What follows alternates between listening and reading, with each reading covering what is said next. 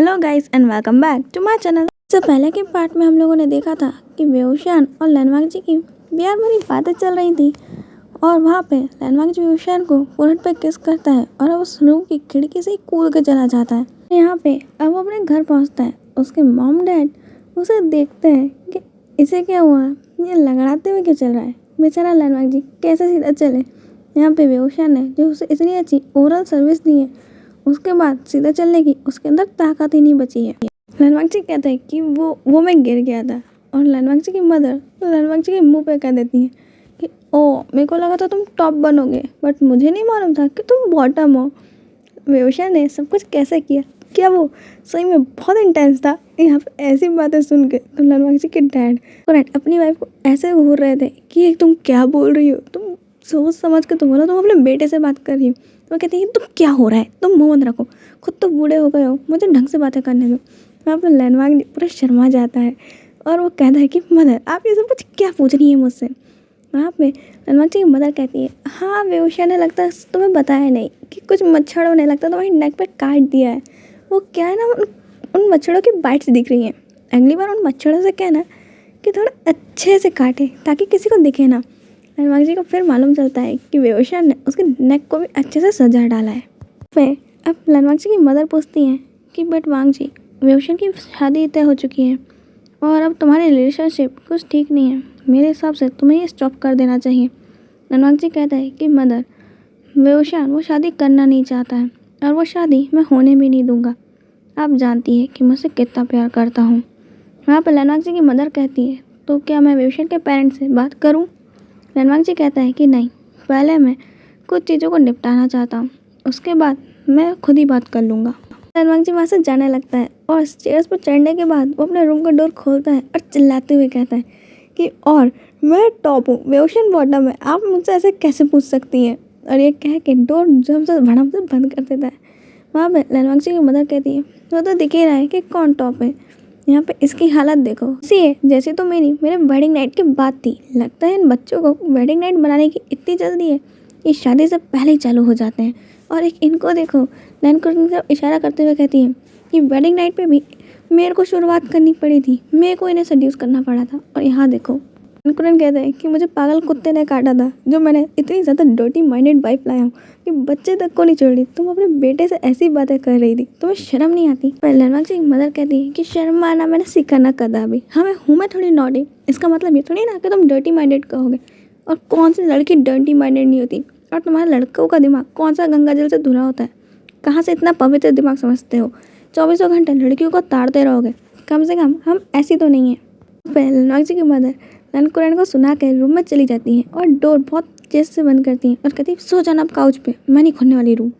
लैनकुरैन अब लगता है वो खुद ही पछता रहे थे कि उन्होंने बोला ही काय को। लैनवांग जी अपने रूम में जाता है, अब अपने कपड़े चेंज करता है, अपने फुल नेक एक टी शर्ट पहनता है, उसके बाद अपने रूम से निकल जाता है। लैनवांग जी यहाँ पे अपने रूम से बाहर कूद गया था, अपनी बाइक को धीरे से स्टार्ट करता है और वहाँ से न्योसन के घर पहुँचता है। न्योसन के घर पे लैंसीचैन, जियांग चैंग, नीमिंगजुए सब लोग मौजूद थे और लैनवांग जी का इंतज़ार कर रहे थे। लैनवांग जी को देख के सब लोग कहते हैं कि कहाँ चले गए थे, हमें लगा था तुम थोड़ी देर में आ रहे हो, बट इतनी देर हो गई, और इतनी गर्मी में ये फुल नेक क्यों पहनी हुई है, ये टर्टल नेक क्यों पहनी है, हटा दो इसे। जी कहता है कि उसको छोड़ो, पहले ये बताओ मैंने जो काम कहा था वो किया या फिर नहीं।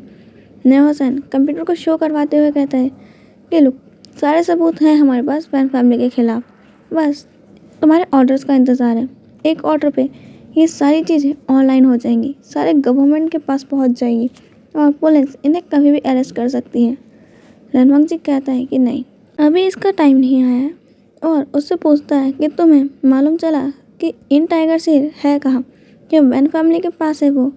वहाँ पे न्योसन कहता है कि नहीं, वैन फैमिली खुद इन टाइगर सील को ढूंढ रही है, वो इसलिए वेवशान को चाहती हैं क्योंकि वेवशान अगर उसके ब्लड को एक तालिस्मान के ऊपर डाल के अगर वेवशान फ्लूट प्ले करे और ब्लैक पावर का यूज़ करके इन टाइगर सील को ढूंढे तो शायद वो मिल सकती है, क्योंकि वेवशान ने आखिरी बार उस इन टाइगर सील को पूरा कंप्लीट किया था और उसका ब्लड ही उसका मास्टर बन चुका था। वेवशान ही सिर्फ उस इन टाइगर सील का मास्टर है, और अगर बेओशान बुलाएगा तो वो इन टाइगर सील कहीं पे भी हो वो ज़रूर आएगी। लैंडमार्क जी कहता है कि बट बेओशान ऐसा कर नहीं सकता, उसे इस जन्म में फ्लूट प्ले करना आता नहीं है और वो कभी याद कर भी नहीं पाएगा, क्योंकि उसे अपने पास्ट की मेमोरीज कभी भी मैं याद नहीं आने दूंगा।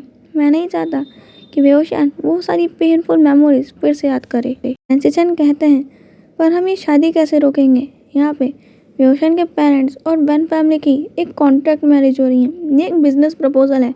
वो सिर्फ बेओशान को एक बिजनेस टूल या फिर कहा जाए एक ऐसी फाइल की तरह यूज़ करे जिसमें कॉन्ट्रैक्ट साइन कर दिया गया है, वो भी वेन चाओ के नाम का। लैंडमार्क जी कहता है कि मैं जानता हूँ और नैन्सी चैन कहते हैं और बेओशान मना भी नहीं कर रहा, वो कुछ क्यों नहीं कह रहा। लैंडमार्क जी कहता है कि वो ऐसा नहीं करेगा। बेओशान अपने पेरेंट्स से बहुत प्यार करते हैं, भले उसके पेरेंट्स उसके साथ कैसा भी व्यवहार करें, बट बेओशान उनसे बहुत प्यार करता है। नैन्सी चैन कहते हैं बट तुम जानते हो ना कि उसके पेरेंट्स उसके साथ कैसा व्यवहार करते हैं, हम लोग बिल्कुल भी काइंड नहीं है उसके साथ। लैंडमार्क जी कहते हैं वही तो, कोई उसके साथ कैसा भी रहे बट उसका दिल उसके लिए कभी बदलता ही नहीं है। वो कोशिश करता है कोल्ड हार्टेड बनने की, पर उसकी कोशिश हर बार फेल हो जाती है। वो अपना सॉफ्ट हार्टेड को कोल्ड हार्टेड में ट्रांसफ़र कर ही नहीं पाता है। वो हमेशा इतना काइंड एक्ट करता है कि वो कितनी भी कोशिश करे, खुद को कितना भी छुपाना चाहे कि नहीं वो बहुत गुस्से में है या फिर कोल्ड है, बट वो ऐसा दिखा ही नहीं पाता। चैन कहते हैं बट वेन चाओ एक नंबर का प्ले बॉय है तो हर रात अपने लिए बिस्तर को गर्म करने के लिए एक नई लड़की ढूंढता है। लड़की क्या, वो लड़की और लड़के दोनों के साथ सोते फिरते रहते हैं। ये सारी बात इनके पेरेंट्स जानते हुए भी अपने बेटे की शादी उसके साथ कैसे तय कर सकते हैं। लैंडमार्क जी कहता है हमारा मेन क्वेश्चन ये नहीं होना चाहिए, हमारा टारगेट ये होना चाहिए कि हम कैसे ये शादी तोड़ सकते हैं, क्योंकि शादी 3 दिन के अंदर में ही है, हमें कोई शादी किसी भी तरीके से तोड़नी है। सन कहता है कि अगर लैंडमार्क जी तुम कुछ कहो तो मैं एक प्लान बताऊं, मेरे पास एक आइडिया है इस शादी को तोड़ने का और इन टाइगर सील को ढूंढने का। लैंडमार्क जी कहता है कि नेल्सन कहता है वैसे ये थोड़ा सा रिस्की है बट हाँ हम इसे ट्राई कर सकते हैं। लैंडमार्क जी कहता है कि मैं ओशन के लिए कुछ भी कर सकता हूँ। नेल्सन लैंडमार्क जी को एक प्लान बताता है। लैंडमार्क जी सुनने के बाद कहता है थोड़ा सा रिस्की है और थोड़ा सा पागलपन भी है, बट हाँ करने में कुछ ज़्यादा नहीं है। और अब वो लोग जंग चैंग को घूरने लगते हैं। जंग चैंग कहता है कि हे मैं इसमें इन्वॉल्व नहीं हूँ। लैंडमार्क जी कहता है ये तुम्हारे किंग का ऑर्डर है। जंग चैंग कहता है कि अब यहाँ पे कोई भी किंग नहीं है। वहाँ पे लैंडमार्क जी उसे घूरने लगता है। जंग चैंग हंसते हुए कहता है मेरा मतलब है कि तुम अब किंग थोड़ी ना, तुम तो एम्परर बन चुके हो, तुम तो बस ऑर्डर करो, मैं तो कुछ भी कर सकता हूँ। वहाँ पर जंग चैंग इतनी जल्दी पलटी मार जाता है। लैंडमार्क जी अब उसे एक लिस्ट थमा देता है और कहता है तुम ये सारी चीज़ें लिया। और अब वो अपने भाई को देखते हुए कहते हैं कि ब्रदर वो। नैन्सी चैन कहते हैं कि ठीक है मांग जी तुम बताओ, मैं तुम्हारी हेल्प करने के लिए तैयार हूँ।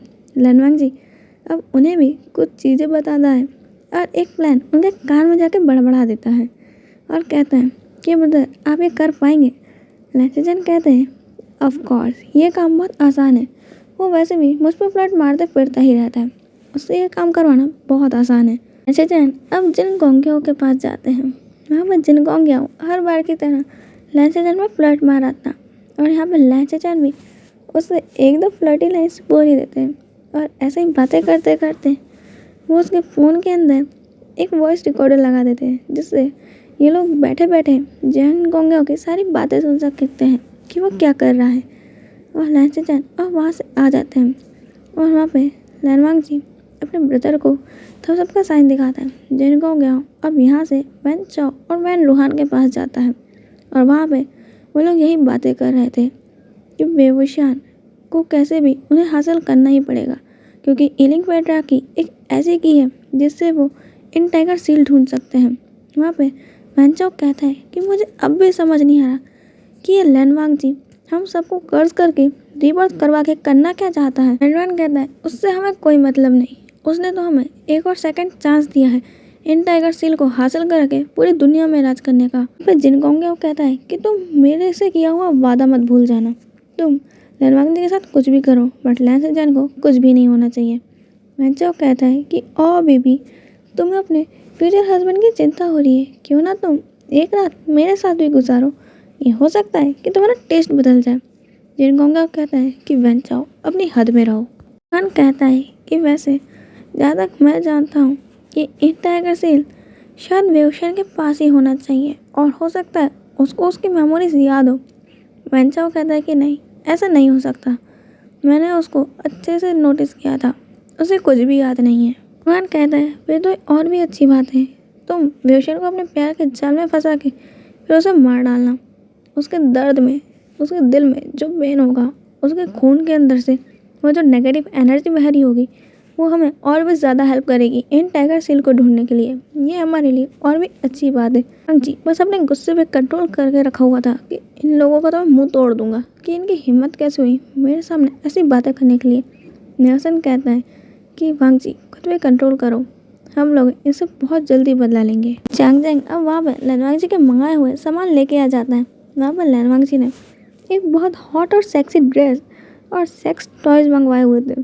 चांग जैंग वो सारी चीज़ें रख देता है और कहता है कि इन सब चीज़ों का तुम क्या करोगे। वहाँ पर लैनवांग जी कहता है कि इनका क्या यूज़ होता है चांग जैंग, तो मैं वही चीज़ें यूज़ करूँगा। लैनवांग जी की बात सुनकर चांग जैंग कहता है क्या तुम वेवशान के साथ ये सब कुछ करने वाले हो। लैनवांग जी कहता है कि नहीं, वेंचाओ के साथ। चांग जैंग कहता है हाँ, तुम वेवशान को चीट कर रहे हो, तुम वेंचाओ पे तुम्हें क्रश आ गया, क्या तुम उसके साथ ये सब कुछ। मैंने तो ये कभी सोचा भी नहीं था, तुम तो उससे बदला लेने वाले थे ना। लैनवांग जी अपना सर पकड़ लेता है और कहता है कि मैं उसके खिलाफ इसे एक एविडेंस की तरह यूज़ करूँगा। अपना दिमाग लगाने की कोई ज़रूरत नहीं है। मैंने जिस गर्ल को बुलाने को कहा था कि तुमने उसे बुला लिया। चांग जैंग हाँ में जवाब देता है। वहाँ पे वो लड़की आती है। वो लड़की बहुत ज़्यादा ही खूबसूरत और बहुत ज़्यादा ही प्रीटी थी। वो वेंचिंग थी।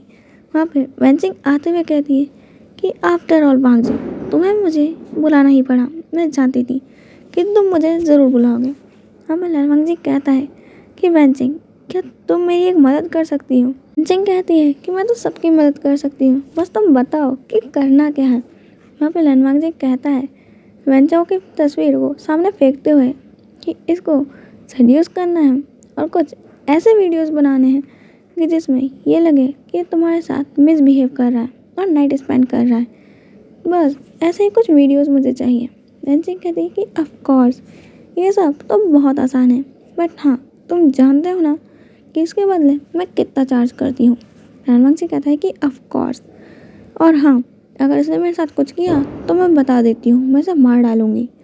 लैनवांग जी कहता है जैसे तुम्हारी मर्जी, तुम्हें जो करना है वो करो, ये खिलौना अब से तुम्हारा हुआ। वेंचिंग वेंचाओ को देखती है और स्मग करती है और फिर वहाँ से वो सेक्स टॉयज को लेकर चली जाती है।